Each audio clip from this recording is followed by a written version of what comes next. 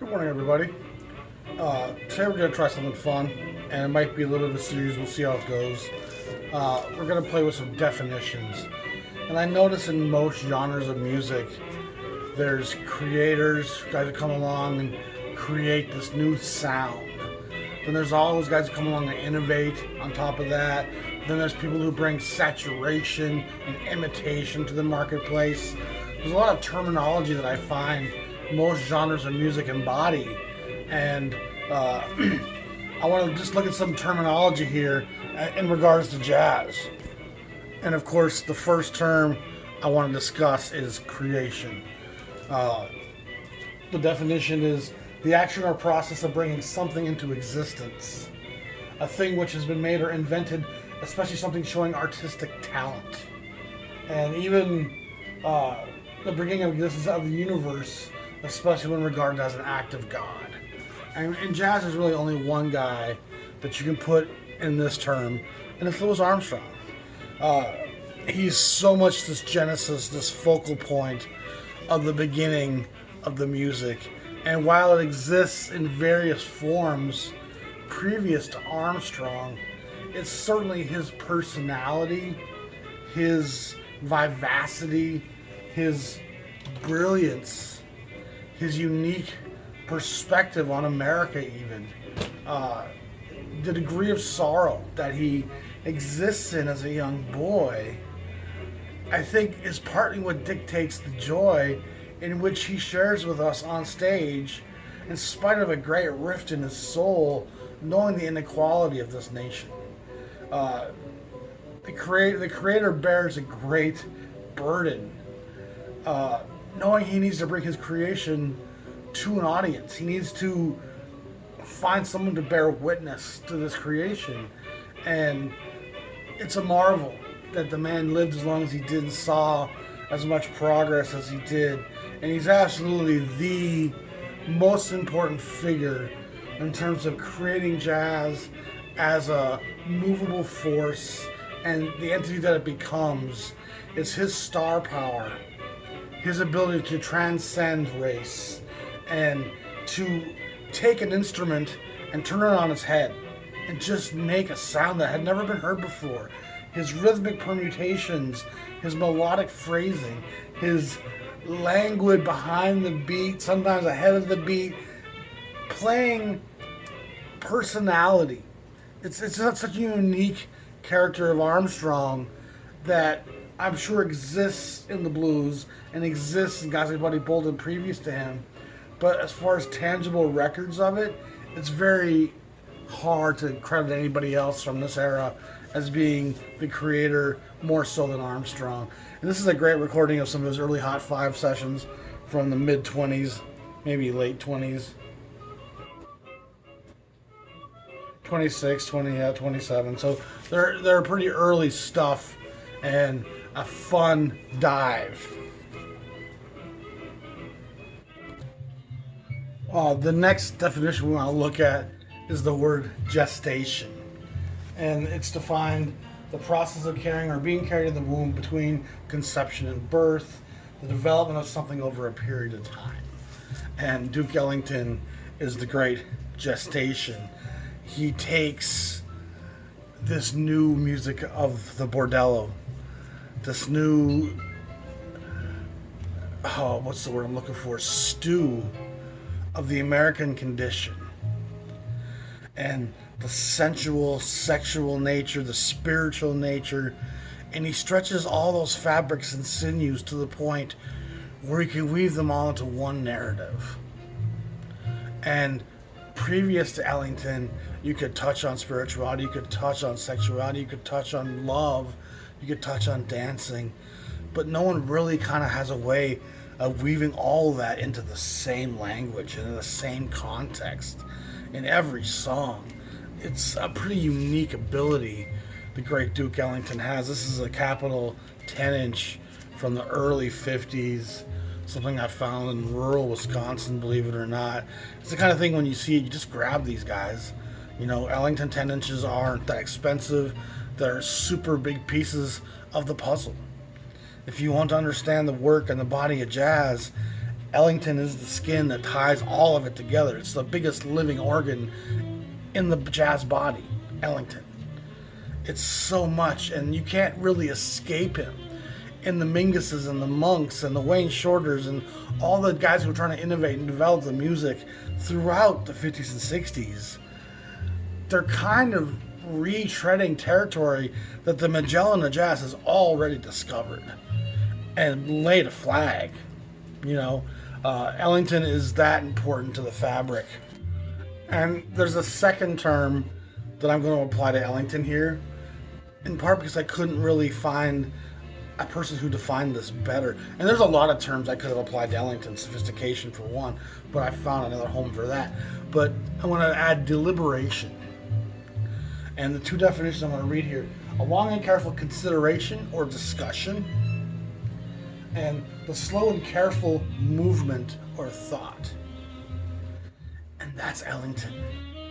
Ellington's contemplation of race relations in this country is a slow, unwinding narrative that he depicts in piece after piece after piece in a very slow, methodical, thought-out, sensitive manner. But don't ever think for a second Ellington isn't a social leader and giant, because he very much speaks on how this music is for his people, and that he's looking for a redemption in this for his people. And Ellington wasn't a man of many words. He put his words into the greatest body of work ever composed. But when he did speak, he had a way of putting your question back on you and revealing your colors. He was very coy, very clever, and I don't think you'd want to be on the other side of his ire. He probably could condemn you with a few simple words and a glance. Just a powerful figure in the history of the music, and the sensual, sexual, spiritual nature of this music. It just flows from it at all times. And when you listen to Black Satan, the Sinner Lady, for all of its moments of agitation, there's beautiful pastoral moments, and Ellington can do both of those with ease. The angles of chords, the sounds that create dissonance and create edge and create an uneasiness. Ellington flirted with all those sounds all the time and was the master of creating this blue shadow here, but resolving with the yellow shadow here and creating green. He's really a unique figure that's embodied throughout the history. The next word I want to discuss is dedication. And I'm not sure anybody in the history of this music was more dedicated to it than the great Count Basie, William Basie. The definition of dedication: the quality of being dedicated or committed to a task or a purpose. The action of dedicating a church or other building.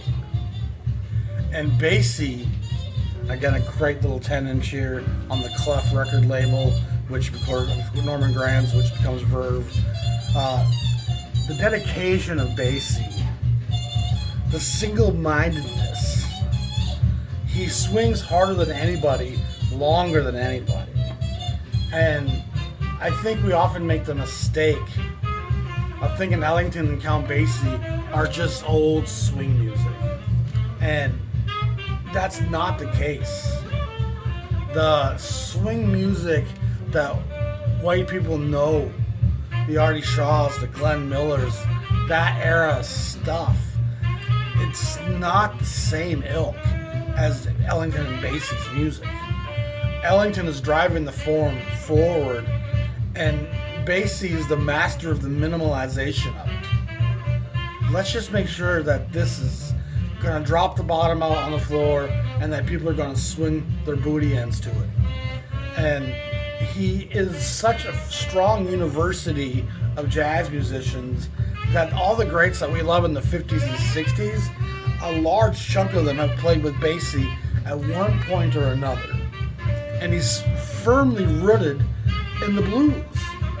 So all his players that come from his stable, the Thad Jones, the Lockjaw Davis, these guys have such a strong rooting in the blues and how to swing. And that great rhythm section is one of the greatest of all times. And at points, it really elevates itself to one of the highest places ever. And my friend Jean-Michel Riester-Beethoven has told me that when they were playing Europe in the 80s and the 70s, in places like Lucerne and these concerts that he was promoting, the band never sounded better. These guys were on their top of their game, even as they were aging in their years. So he's a real and important figure. The next terminology I want to look at is invitation. And the definition is a written or verbal request inviting someone to go somewhere or to do something. The action of inviting a situation or action that tempts someone to do something or make a particular outcome likely. And that's Ella Fitzgerald. Ella Fitzgerald is the great jazz invitation. And she often leaves you with a set of instructions of, let's do it. It don't mean a thing if it ain't got that swing. She has this coy way of making you feel like it's your job to get up and do something about this as well. She just has a way of inviting you in and making you feel participatory even from the outside. Under a blanket of blue, moonlight in Vermont, Can We Be Friends? This is a lovely day. Of course, this is with the great Louis Armstrong, and it's a match made in heaven. There's a follow-up double LP to this that's also absolutely magnificent. This is on the Verve label from the mid-50s, and Ella is such a talent that it's one of the few times Armstrong has to be on his toes. Armstrong can kind of nonchalantly outshine anybody just by being on the stage. He's so ebullient, he's so full of life and vigor, piss and vinegar, that when he plays, he just has this capacity to... He doesn't even have an off day, Armstrong. It's like it's such his purpose of being. He's so locked into this. This is all I want to do. I'm so content doing it that I can't help but be incredible when I put this trumpet to my lips or sing. And Ella's one of the few people that could give him a run for his money. And so if you want a great invitation to jazz, Ella Fitzgerald is a fantastic way to cross those borders and to understand not just improvisation and melodic alternatives and scatting, but also to get to know the songbook so that we know what a lot of the jazz standards are. So when we hear them being played by others, we have a different comprehension now because we know these songs and these lyrics. She's an incredibly important part of that context. Next, I want to talk to you about hesitation. The action of pausing or hesitating before saying or doing something. And that can only be Billie Holiday. She is renowned for singing behind the beat. And it's amazing how that simple act of patiently waiting gives her stuff this personal contemplative experience. It seems like it's coming from her own lexicon. It doesn't feel like I'm reiterating the body of a song as somebody else composed it. Ella's given you the song in a lot of ways as its greatest form. This is the song in its most joyous rendition. Billie strips it of a lot of that joy and diminishes it and crushes it down into the solitude and soul of a very pained life and experience. And so her hesitation often seems like her collecting her thoughts, collecting her emotions, and holding back the tears of sorrow and the pangs of angst and managing to somehow get these words out. And that's embodied in a lot of horn players over the years, a kind of hesitation that emphasizes and rededicates the listener when it does come in. it's a pretty interesting tease almost, because we think that, and like, no, oh, wait there. And so we're drawn in by this magnanimous hesitation, and you can't force it. It needs to almost kind of be a natural affectation. And Billie Holiday is wonderful at giving that listener that pause so we can then gather our thoughts. And now she's going to hit you with the next punch in the gut. Hesitation, an interesting part of the jazz universe. The next word I wanted to discuss is integration. And jazz, boy, it has a lot to say on integration, and is a big part of bridging an incredible divide in this country. But Benny Goodman is kind of the embodiment of integration. And being an impoverished Jewish child, he knew oppression, he knew persecution, he knew how difficult it was being an outsider. And while being a tough band leader and a ferocious personality in a lot of ways, he also was a shrewd businessman and recognized talent when he saw it and thought that some risks calculated were worth taking. And he famously finds Lionel Hampton and Teddy Wilson and brings them into his band, Charlie Christian eventually, and integrates one of the greatest bands ever with these black musicians, and does these small combos with Gene Krupa, Goodman, and Wilson that are mind-numbing. This is early Columbia release, number 500. I think it's actually the very first Columbia LP in the 500 series. There's a series before this that runs briefly, but then they relaunch with the 500 series, a modern series that goes all the way through Bitches Brew, Kinda Blue, and all that stuff. This is the first LP in that sequence, and Columbia does a great job bringing jazz to the masses, as I've discussed before. But Goodman is a huge part of that integration, and the definition is the act or process of uniting different things. The practice of uniting people from different races in an attempt to give people equal rights, racial integration. That's an important aspect of this, and jazz from its very beginnings was about that bringing together.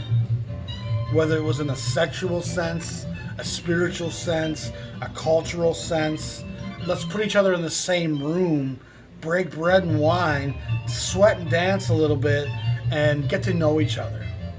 And let's find out how comfortable we can be with each other in spite of the centuries of disillusionment. The powers that be have strived difficultly for centuries to keep us divided. And this music somehow said, you know what, we can find a bridge across.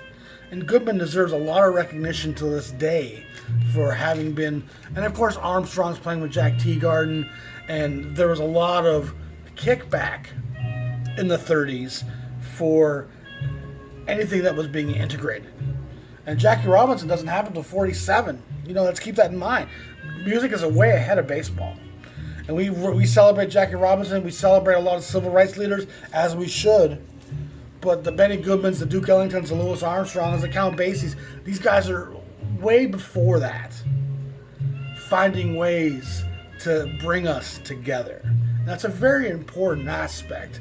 And Goodman fought the powers that be and got outraged when they would try to persecute his black band members. If you can't stay in this hotel, and we're not staying either. So the hotel was going to lose all of our... And a big band was a lot of people. It was an entourage. But if you wouldn't give a room to our 2-3 black members, we'll take our whole entourage over somewhere that will. And it was these slow, integral markings that slowly started to stem the tide and make change in this country. And it's an incredible slow process. Of course, one of the issues with integration is you can only do so much to force people's hands.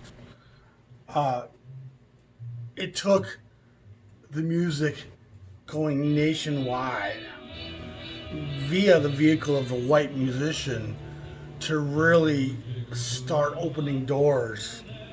And there becomes a saturation. And this happens in almost every new form of music, where those creations and those innovations and those imitations end up reaching saturation. And it's especially the imitators that saturate the market and kill punk rock or kill alternative or kill hip hop. You know, that moment of we've hit the big lights, and now there's all these imitators going to water it down. And Glenn Miller is great, but it's also very much the saturation. And it's important because it's bringing the music to the nation on a broad scale that a Goodman or even especially an Ellington or Basie couldn't do. You know, this stuff is so accessible and so open to the ears of the middle age. Goodman was still very much playing for the young kids. They were swinging hard and swinging black. And the white kids knew it, that this was the music I could bring home to my parents, but this is black music that Goodman's playing. They knew it. With this, Glenn Miller, it was easier for your parents to go out and buy this themselves and barely have to recognize the black roots of this music, but all the same, they still were. They knew that this was rooted in those Negroes over across town. This was their shuck and jive dance music, and somehow we were opening our hearts and our minds to them in spite of this being a very saturated thing. And there's always a kickback after the saturation kicks in, you know. But saturation's definition, a state or process that occurs when no more something can be absorbed, combined with, or added. The degree or extent to which something is dissolved or absorbed compared with the maximum possible, usually expressed as a percentage. So it's basically saying this music has gone as far as it can go commercially. And it requires some new innovation, again, for it to refine its footing, which is what jazz does with the next artist. So now again, this is a term that's broadly used across jazz, improvisation. And it's an incredibly important part of this art form. It's defined as the action of improvising, something that is improvised, especially a piece of music, drama, etc., created without preparation. There's an immediacy to it. And right now, this is what's going on in my mind, my world, my head. And Parker is the embodiment of improvisation. And to the point of where he strips away all the rules of the foundations of melody, chord changes, and just opens it up to the underlying scales, allowing him to play all the intervals on the staircase that apply to a key. And he just gives them this incredible dexterity to play at high tempo without ever abandoning lyricism or abandoning melodic form. And a lot of guys who get into bebop and even hard bop abandon melodic form. They stop telling an emotive story and became just a ferocity display of notes. And that's not improvisation necessarily. Some of that's just practice. Some of that's just going through. It needs to still retain a musicality for it to be brilliant, for it to be genius.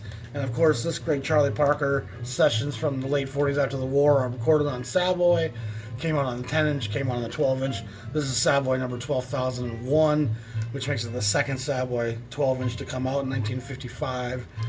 Parker is such a revelation. You know, he's such a brilliant epiphany for all jazz players. And every jazz player who's anything worth his salt has improvisation flowing through their veins, but there's a lot of rehearsed improvisation, and there's a lot of guys who would play something the same way nearly every night, and there's other guys who would play completely new interpretations from one take to the next. And Parker was endlessly bounding through the musical choices and really delivering a whole new way of hearing the music.